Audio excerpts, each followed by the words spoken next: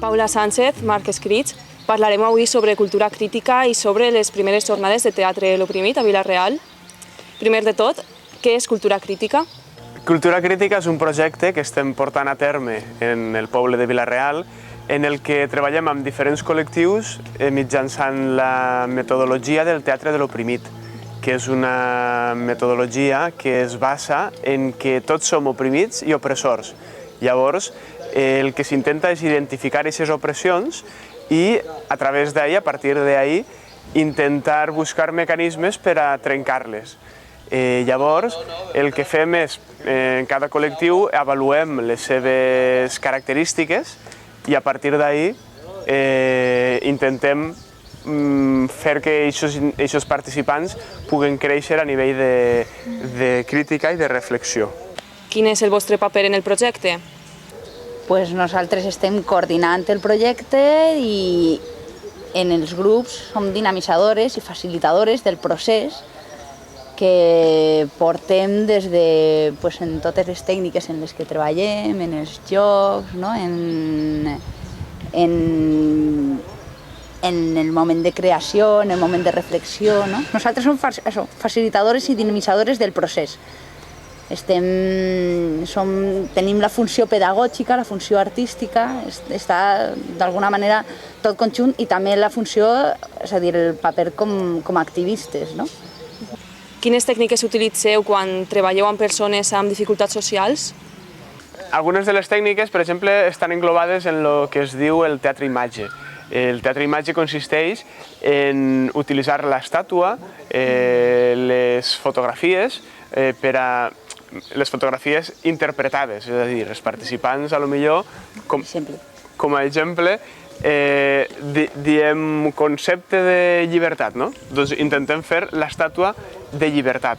Llavors, això permet que a través del llenguatge corporal s'expressen idees que moltes vegades el llenguatge verbal no manifesta, no? O que el llenguatge verbal moltes vegades oculta el que realment pensem. És un filtre que tenim molt depurat, que no ens permet moltes vegades conèixer la realitat de les coses. Llavors, a través d'aquestes tècniques que se basen més en el que veiem, què és el que veiem, sí que solen eixir pensaments o creences o ideologies que manifesten el que realment el grup pensa sobre una temàtica. I a partir d'ahí intentem treballar, veure diferents vies de la mateixa problemàtica, obrir el diàleg a partir d'això, d'aquest tipus de tècniques que són molt concretes i molt extenses, però que podríem englobar en això, en teatre-imatge. Per exemple, el teatre-imatge com una de les tècniques, però també utilitzem el teatre-imatge amb el teatre periodístic i s'uneixen, que és una manera, per exemple, també de fer una reflexió sobre què diuen els mitjans de comunicació i de quina manera ho diuen, quina informació s'està ometent o quina és la nostra visió d'aquesta informació que s'està donant. I ho podem treballar de manera teatralitzada. Una qüestió és el teatre-imatge, que és com una síntesi de la realitat que mirem, i una altra, n'hi ha moltes tècniques concretes que treballem. I així com a tècniques també, no sé si contar alguna més, que també les tindreu ahí en la revista, com per exemple el teatre foro, que és una de les coses que aplicarem després en les jornades, també, que mostrarem, que són obres de teatre que se mostren al públic on es presenta una situació de conflicte, en la qual veiem que hi ha un conflicte d'interessos en el que dos personatges, protagonista i antagonista, volen coses diferents i un, donat la seva posició, té un poder sobre l'altre i l'altre no pot fer el seu desig, el seu interès. Aleshores presentem aquesta situació. Aquesta situació termina en un fracàs. No aconseguís el que vol, l'oprimit. Aleshores obrim la pregunta al públic. I diem, no ho ha aconseguit. Què és el que ha fet per aconseguir-ho?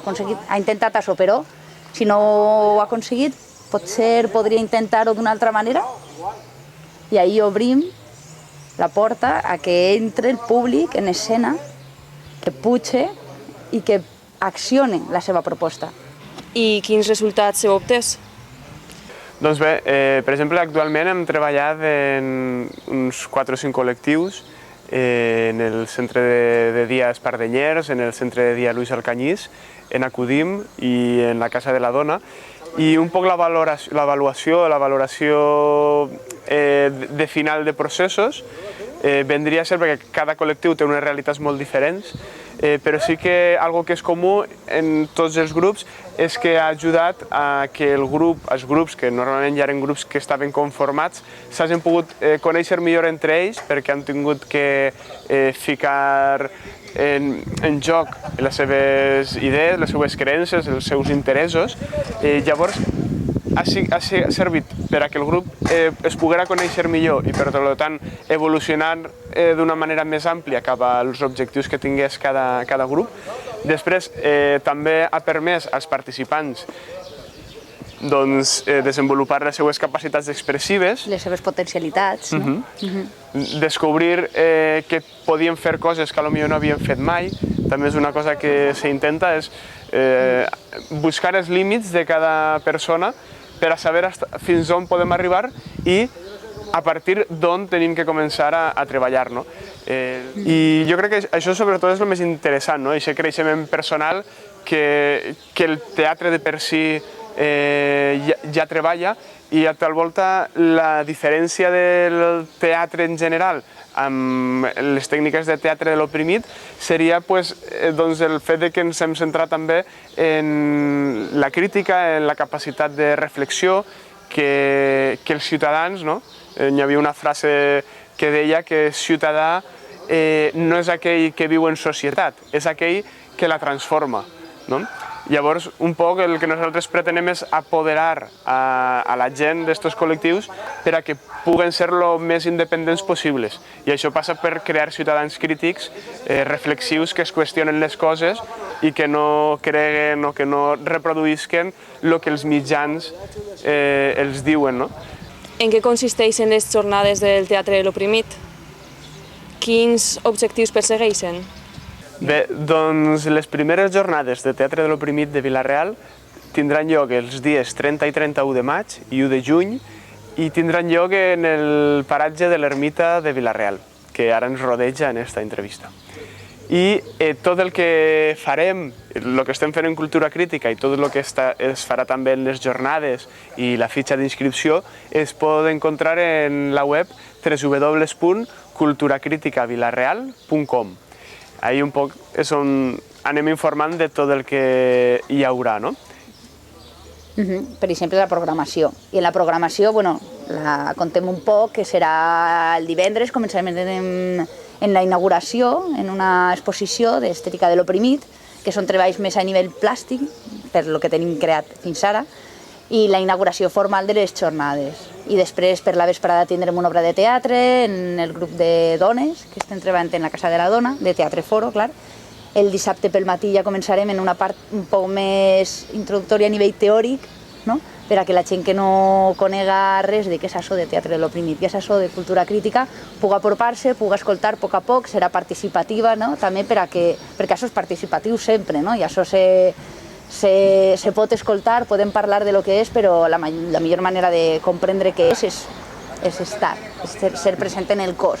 Aquesta és la invitació, també. Per això després tindrem una part més, una acció, que ja anirà ahí posada en la programació, que ja la veurem quan siga, en la que parlarem també de microviolències de gènere, i després tindrem una taula d'experiències, on vindrà gent de València i gent d'altres llocs a posar en comú què s'està fent també per ahir, en això del teatre de l'oprimit, quines dificultats s'estem trobant, quins reptes podem tenir, com puc jo portar el teatre de l'oprimit al lloc on jo treballo, Parlarem un poc de tot això, res, tindrem ahir un ratet, i després per la vesprada ja començaran els tallers.